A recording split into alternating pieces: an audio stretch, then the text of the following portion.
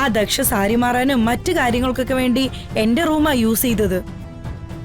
എല്ലാം വലിച്ചു വാരി നാശമാക്കിയിട്ടിരിക്കുക. നീ അതൊന്ന് ശരിയാക്കി തരണം.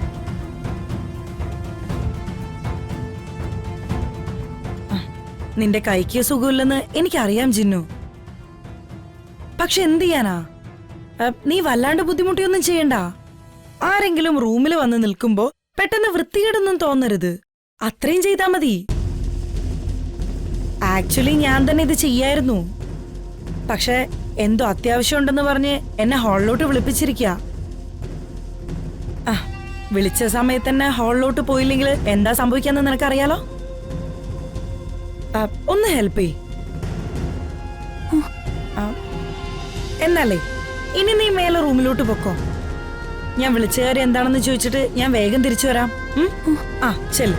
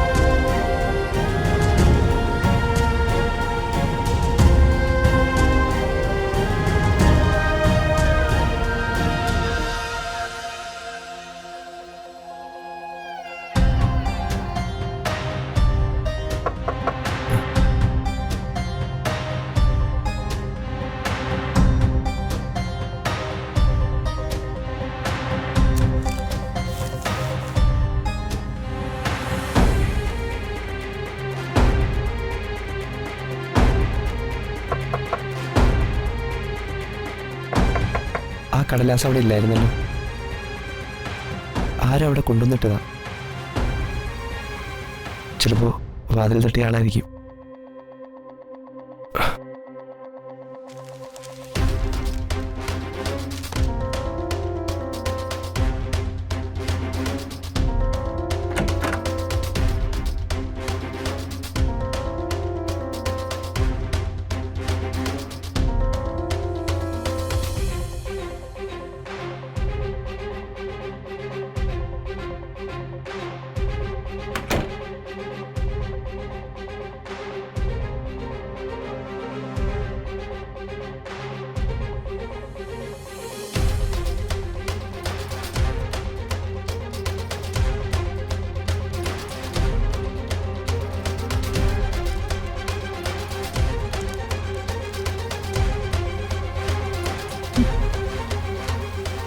സ്നേഹം എന്താണെന്ന് എന്നെ അറിയിച്ച ആൾക്ക് ആ സ്നേഹം അനുഭവിച്ചപ്പോ ഒരു രാജകുമാരിയെ പോലെയായിരുന്നു ഞാൻ.